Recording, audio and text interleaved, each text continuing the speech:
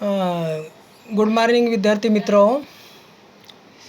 आज BA fourth same का class, उसमें औरंगजेब की आखिरी रात एकांकी पर मैं विश्लेषण कर रहा हूँ। मेरा नाम दयानंद सुरोस है, हिंदी का प्राध्यापक हूँ, सरकारी प्रथम दर्जे कॉलेज मागांव क्रॉस, तालुका जिला गुलबर्गा यूनिवर्सिटी के अधीन ये कॉलेज आ जाता है। तो विद्यार्थी मित्रों, नेटवर्क के कारण ये जो वीडियो है थोड़ा सा विलम्ब हो रहा है, मुझे इसके बारे में बहुत खेद है। विलम्ब क्यों नहीं होता तो भी मैं ये वीडियो करके आप लोगों तक मैं पहुंचाने का प्रयत्न कर रहा हूं। तो ये एकांकी ऐतिहासिक एकांकी है, औरंगजेब की आखिरी रात। इसके लेखक है राम कुमार वर्मा और इसमें पात्र औरंगजेब है, मुग़ल सम्राट। जीनत उन्निसा बेगम है, आलमगीर औरंगजेब की पुत्री। करीम सिपाही, हकीम कातिल। काल 18 फरवरी 1707, स्थान अहमदनगर का किला, समय रात्रि के 3 बजे। यानी ऐतिहासिक है, समय, साल, तारीख सब कुछ यहाँ पर दिया हुआ है।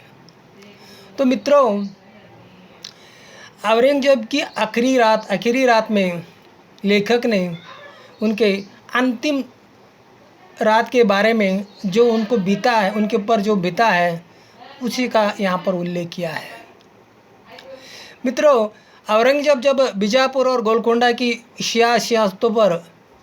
रियासतों पर विजय प्राप्त करने के बाद जब औरंगजेब ने मराठों का अंत करने का निश्चय किया तो उन्हें अपनी असफलता स्पष्ट दिख पड़ने लगी।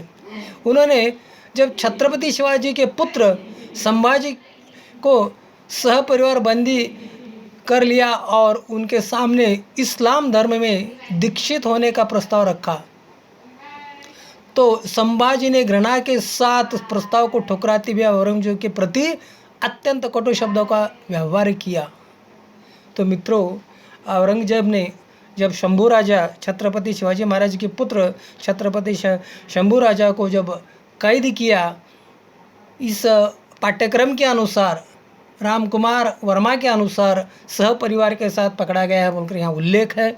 लेकिन कुछ लोगों का, कुछ विद्वानों का, कुछ आलोचकों का कहना है कि सिर्फ शंभू राजा को ही पकड़ लिए थे, ये भी बात सामने आ जाती है।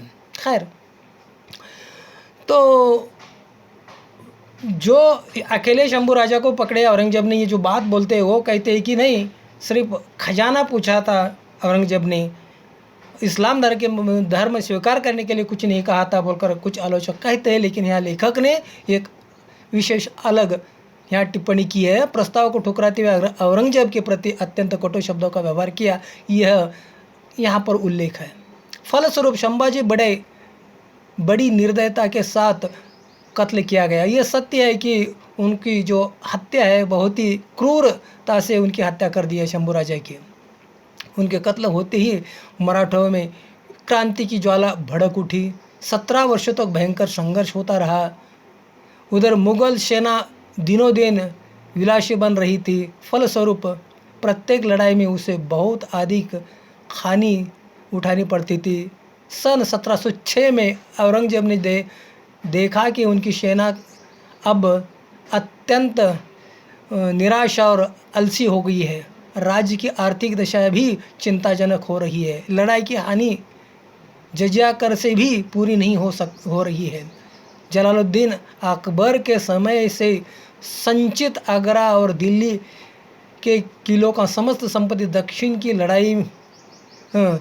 लड़ने में समाप्त हो चुकी है। तो कहने का तात्पर्य, अकबर ने जो भी धन जो है इकट्ठा करके रखे थे, वो जो भी धन है इधर दक्षिण की ओर आकर राजा औरंगजेब जब लड़ाई करता है तो उसकी जो भी संपत्ति थी वो पूरा समाप्त हो गई। वो निराश हुआ था। उनके पास पैसा भी नहीं था ज़्यादा, क्या 3-3 महीनों से संपत्ति न होने से 3-3 महीनों से सिपाही और सिपह सलाहकारों का वेतन नहीं दिया गया। राज्य की इस दुर्व्यवस्था के साथ वे अब वृद्ध हो गए थे, पहले जैसे शक्तिशाली नहीं थे। और शक्तिशाली न होने से, आयु ज़्यादा होने से क्या है कि एक निराश होकर, दुखी होकर, न सेना साथ दे रही है, न विजय पा रहे हैं, न संपत्ति है, ये निराश होकर अहमदनगर के किले की ओर जाकर वहाँ एक रेस्ट करना या आराम करना बोलकर चला जाता है। जब वहाँ जाता है तो उनके साथ उनकी पुत्री रहती है। क्या उनकी पुत्री का नाम है जीनत उन्निसा बेगम। देखिए, एक राजा कितना भी ताकतवर हो, लड़ाई करके विजय हासिल किया हो, लेकिन अंत के दिन, अंतिम क्षण, जो मरते वक्त जो अवस्था होती है, उसके साथ कोई नहीं रहता। एक आखिरी, एक लास्ट तक एक सहकार्य करने वाले, एक समर्थन करने वाले, सेवा करने वाले अगर कौन होती है तो उनकी पुत्री होती है बेगम।